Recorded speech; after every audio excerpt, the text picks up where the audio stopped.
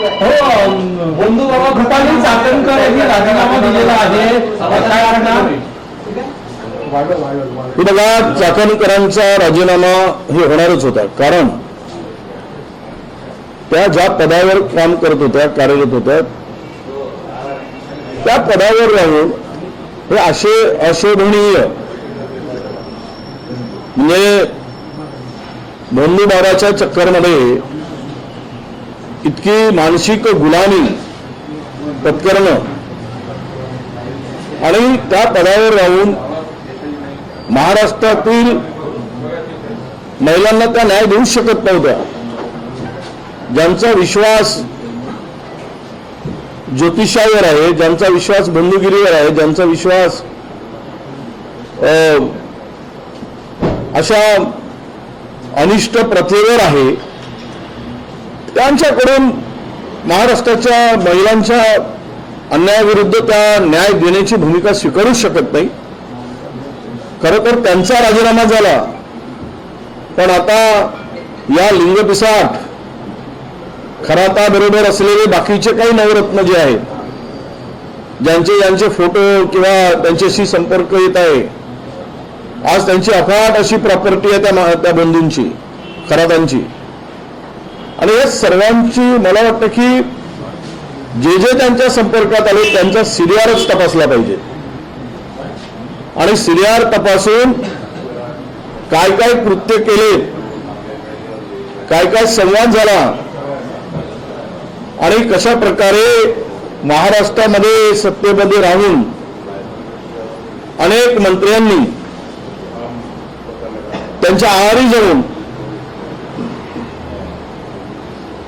कुठले कुठले कृत्य केलेत याची माहिती महाराष्ट्राला कळली पाहिजे आणि त्यांनाही दूर केलं गेलं पाहिजे, त्यांनी राजीनामा दिला पाहिजे, अशी आमची स्पष्ट मागणी आहे. अरविंद शिंदे जिल्हाध्यक्ष आहे काँग्रेसचे पुणे, त्यांनी रुपाली चाकणकर यांचं समर्थन केलेलं आहे.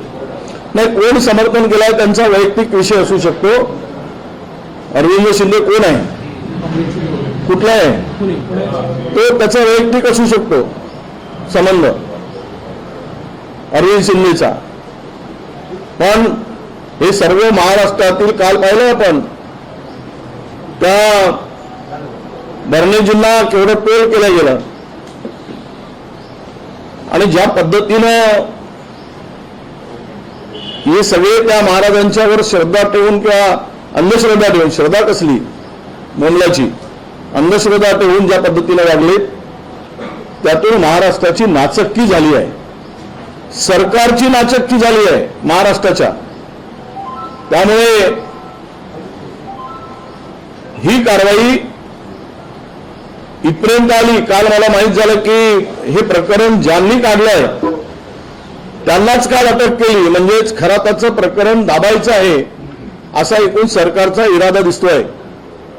ज्यांनी हे प्रकरण उकरून काढलं किंवा माहिती लोकांच्या पुढे पोहोचवली, पोलिसांपर्यंत पोहोचवली, पोलिसांवर या प्रकरणात प्रचंड दबाव आहे. कोण किती काही म्हणू देत, जे मोठे मासे या जाळ्यात खरातांच्या अडकले आहेत, त्यामुळे हे प्रकरण दाबून त्यांना वाचवण्याचा प्रयत्न होऊ शकतो. परवाच्या अधिवेशनामध्ये या खराताची वरात कशी निघेल हे आम्ही तिकडे सांगू. चाकणकरच्या राजीनाम्यामध्ये तिनं वैयक्तिक कारणानं राजीनामा दिला असं म्हटलेलं तुम्हाला वाटतंय वैयक्तिक कारण, आणि यानंतर विरोधी पक्ष म्हणून कोण तुमच्या टार्गेट असणार राजीनामा? नाही बघा, वैयक्तिक नाही तर काय, मी खरातामुळे राजीनामा दिला म्हणून चाकणकर सांगतील, सगळ्यांना माहित आहे. खरातावर त्यांची जी काही उधळण होती, हा पाय धुण्याची, छत्री धरण्याची, ते अंधश्रद्धेची, त्यामुळे त्यांना राजीनामा द्यावा लागला. आता पुढचे टार्गेट कोण हे आमच्याकडे सगळी माहिती आहे. सोमवारला हाऊस सुरू होतो, त्यावेळेस हे प्रकरण आम्ही मांडू जनतेपुढे आपल्या अधिवेशनामध्ये. तुम्ही म्हणाले की खरातांचं प्रकरण दाबण्याचा प्रयत्न होत आहे, कोणाकडनं दाबण्याचा प्रयत्न होत आहे, आणि दुसरी महत्वाची गोष्ट की राजआश्रय असल्याशिवाय खरात इतके मोठे होऊ शकत नाही अशी देखील एक चर्चा आहे. नाही, राजाश्रय तर प्रचंड मोठा आहे. जे अलीकडचे फोटो जे आलेत ते फोटो तर फार मोठ्या मोठ्या लोकांच्या बरोबरचे आले.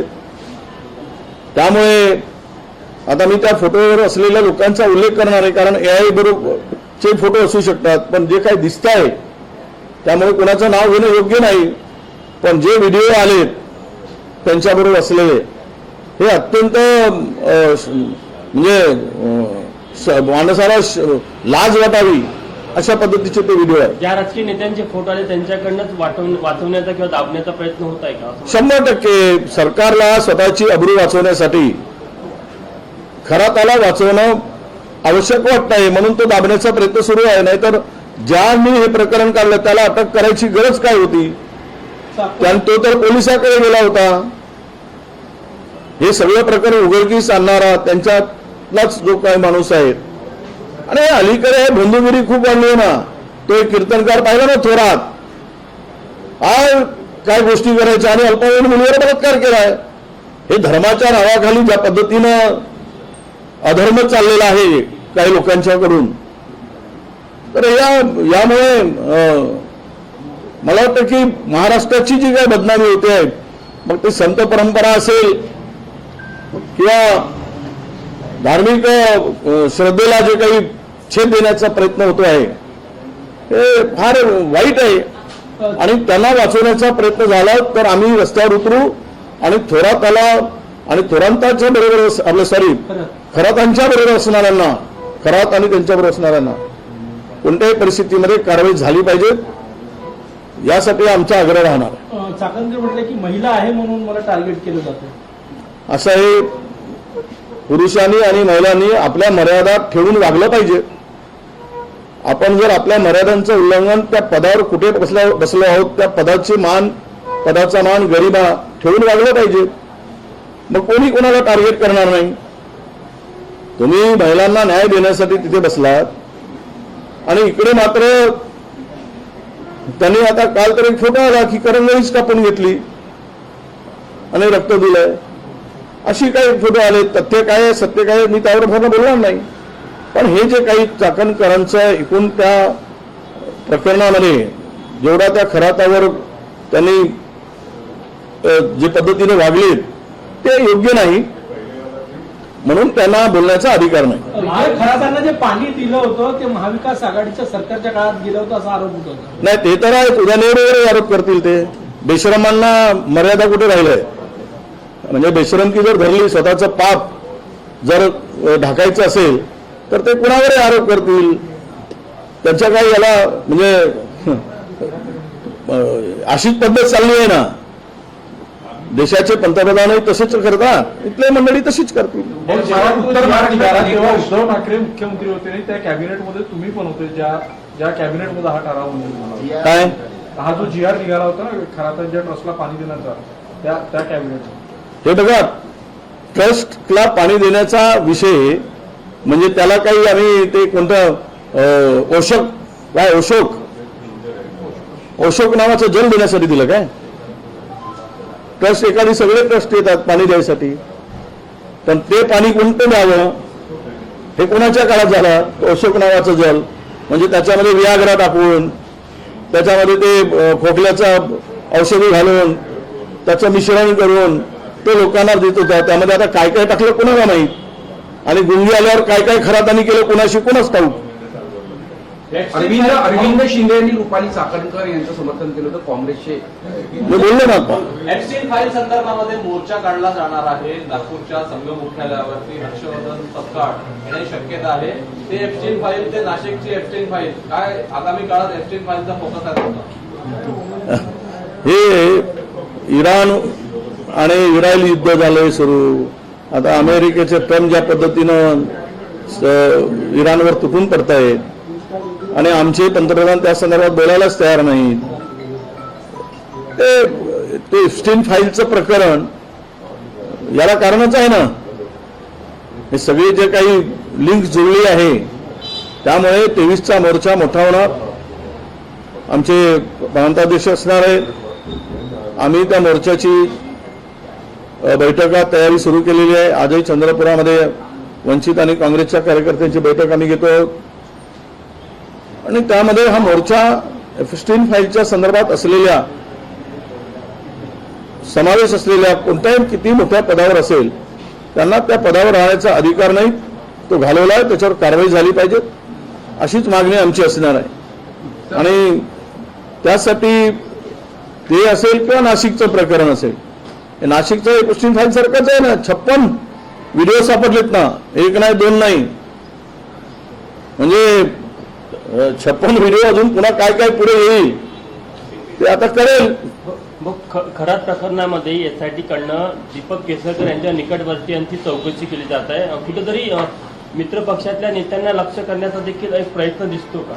मग त्याच्यामध्ये सत्ताधारी किंवा इतर पक्षातले लोक आहेत ना. आता नाव मी घेणार नाही, कारण मला मी आज घेणार नाही, पण ते फोटो दिसत आहेत ना.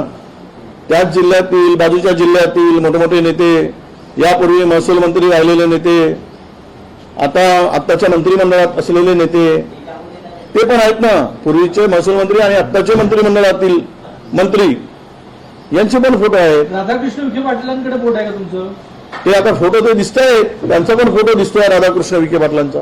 दीपक केसरकरच्या जवळच्या व्यक्तीची चौकशी सुरू केली आहे. हो ना, आता दीपक केसरकरांची काय चौकशी केली तर यांची पण चौकशी करायला पाहिजे. केवळ मित्र पक्षाला टार्गेट करणं असं मी म्हणणार नाही. ज्याच्यात दोषी असेल, सध्या तर कुरघोड्या खूपच चालल्या आहेत. काल पाहिलं ना आपण साताऱ्यामध्ये शंभू राजूला धक्काबुक्की झाली. त्या जिल्ह्याचा पालकमंत्री असताना त्यांची माणसं पळवले गेले. ज्यावेळेस शिवसेना आणि राष्ट्रवादी अजित पवार एकत्र आले, शिंदेची सेनानी, यांच्याकडे बहुमत असताना लोक पळवून भारतीय जनता पक्षाने अध्यक्षांनी उपाध्यक्ष केला.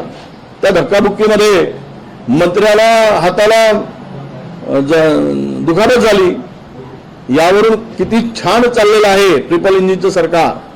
हे डब्बे 3 इंजिन कुठल्या कुठल्या दिशेनं पळत आहेत हे महाराष्ट्रातील जनता बघताय. तुम्ही म्हटले की यांचीही चौकशी व्हायला पाहिजे, म्हणजे राधाकृष्ण विखे पाटील यांची चौकशी व्हायला पाहिजे असं म्हणायचंय का? नाही, जो त्याच्यामध्ये फोटो आहेत त्या सर्वांचीच व्हायला पाहिजे.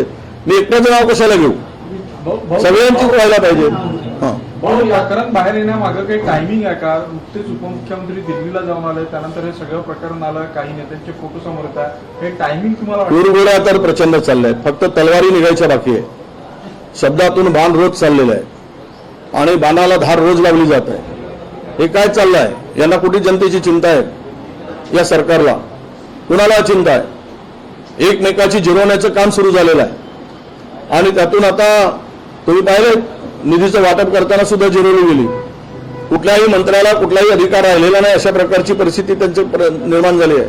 सगळे मंत्री फक्त डोळ्यातून पाणी येत नाहीत, अंतःकरणातून रडत आहेत. आणि ते सगळं पाहता महाराष्ट्रात फार वाईट परिस्थिती निर्माण होत आहे. त्यामुळे एकमेकाची जिरवा हे धोरण सुरू झालं आहे. उत्तर महाराष्ट्रात काम केलेल्या एका उपजिल्हाधिकाऱ्याच्या पत्नीसोबत खरातच्या पत्नीचे सामायिक मालमत्ता असल्याची पण माहिती पुढे येत आहे. तो मोठा अधिकारी आहे, आमच्याकडे माहिती आम्ही मागितली आहे. काल पण मी अनेकांशी बोललो. ती माहिती आली की मग मी ते विधानसभेमध्ये काढणार आहे.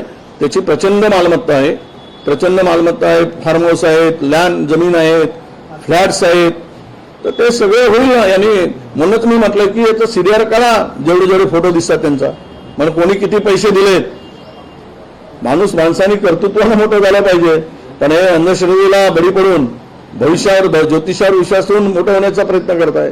शालार्थ आयडीशी सुद्धा याचे लिंक्स काही येतात आहे त्यांच्या भावांच्या खरातच्या. तर 900 टीचर शालांत आयडी मध्ये झालेत, पकडले गेलेत. हे त्या ठिकाणी सापडले आहेत ना. आता ते कोणाची लिंक आहे आज मला सांगता येणार नाही. एक मराठी शेवटचा प्रश्न असा आहे, या प्रकरणामध्ये रुपाली ठोंबरेंचं असं म्हणणं आहे की यापूर्वीच अजित पवार यांच्याकडे तक्रार करण्यात आली होती रुपाली चाकणकर यांना हटवण्यासंदर्भात, पण तेव्हा त्यांना काही हटवण्यात आलेलं नाहीये. यापूर्वी रुपाली चाकणकर यांना हटवण्यासंदर्भात राष्ट्रवादीमधूनच प्रयत्न झाले की त्यांना हटवू नये. या संदर्भात तुम्हाला काय वाटतं? वादग्रस्त यापूर्वी राहिलेले आहेत? नाही, आहेत ना. काही लोकांना त्या हटू नयेत असं वाटत होतं त्यावेळेस. त्यांच्यातील अनेक नेते आहेत. आज काय नाव घेणं उचित होणार नाही, पण मला आवश्यकता पडली तर त्यावेळेस घेईल त्यांना वाचवण्याचा कोण कोण प्रयत्न केलेला आहे. मला माहिती आहे, त्यांची नावं मला माहिती आहे. पण आज मी बोलणार नाही. तुमच्या प्रश्नाचं उत्तर जरा परवाच्या अधिवेशन मध्ये जरा अधिक पुरावे गोळा होऊ देत 2 दिवसात, मग काढू ना. खरं आता बरोबर सांगितलं कोणाकोणाची वरात निघणार आहे आणि बँडवाले कोण आहेत, नाचणारे कोण आहेत, सगळे दिसतील त्यात. ये महिला आयोग के अध्यक्ष ने इस्तीफा दिया है, ये पूरा मामला कहीं ना कहीं एपिस्टिन फाइल की तरह नजर आ रहा है। क्या सेम एपिस्टिन फाइल में जरा ज्यादा क्वांटिटी ज्यादा थी, इसमें थोड़ा क्वांटिटी कम है, बस इतना ही फर्क है। ये 56 ही है, अभी ओपन होने के बाद में हो सकता है 560 भी हो सकता है। तो ये सब प्रकरण में जो भी इन्वॉल्व है, ये इतना गंभीर प्रकरण है कि ऐसे भोंदूगिरी करने वाले और लोगों को मूर्ख बनाने वाले जो कोई धर्म के नाम से, भगवान के नाम से, ईश्वर के नाम से ये धंधा बनाकर रखा है और इसके पीछे जो गलत धंधा करते, गलत काम करते, उनके ऊपर कड़क कार्रवाई हो, ये मांग हमारी है। चाकणकर जी ने जो भी वहां पे उस बोंदू बाबा की सेवा की, वो पैर धोया, छत्ता पकड़ा, ये जो किया, इससे तो यही होता है कि ये उस पद पर आसीन, जिम्मेदार पद पर रहने के बाद भी इस तरह का काम करना, ये महाराष्ट्र के लोगों को, महिलाओं को न्याय देने की उनसे अपेक्षा नहीं होती। तो इसीलिए उनको रिजाइन करना पड़ा, हमने रिजाइन की मांग की। और आज एक चाकणकर का रिजाइन होने से काम नहीं होगा, तो उनके साथ में जितने भी वीडियो आए हैं, फोटो आए हैं, बड़े बड़े नेता हैं, उनको भी सत्ता में रहने का अधिकार नहीं है, उनके ऊपर भी कार्रवाई हो, ये हमारी मांग रहेगी। Thank you. राज ठाकरे ने कहा है कि ईरान से अपने जो संबंध थे, ईरान से जो संबंध थे, कि भारत ने ईरान का साथ देना चाहिए, क्योंकि उन्हें इतने साल। सही है ना, राज ठाकरे ने सही कहा ना, ईरान के साथ में बड़े अच्छे संबंध थे और हमें जो मदद होती थी, हमारी मदद ईरान को होती थी, तेल से लेकर तो गैस को लेकर। आज हमारे संबंध बिगड़ चुके क्योंकि हमने इजराइल को बाप कहा है। जब इजराइल को बाप कहेंगे तो ईरान के साथ में संबंध कैसे रहेंगे? वो फादर की भूमिका में इजराइल को आप बिठाएंगे और इंडिया को मदर की भूमिका में रखोगे तो इजराइल साथ नहीं देगा। अच्छे संबंध हमने बिगाड़ चुके हैं, इसलिए आज जो परेशानी हो रही ये इसीलिए हो रही है। मोहन भागवत ने कहा है कि ये युद्ध है वो भारत ही रोक सकता है, ऐसा मोहन भागवत ने। ये जो युद्ध चल रहा है ईरान इराक का, इजराइल का, वो ये युद्ध सिर्फ भारत ही रोक सकता है, ऐसा उन्होंने कहा। भारत की रोक सकता है।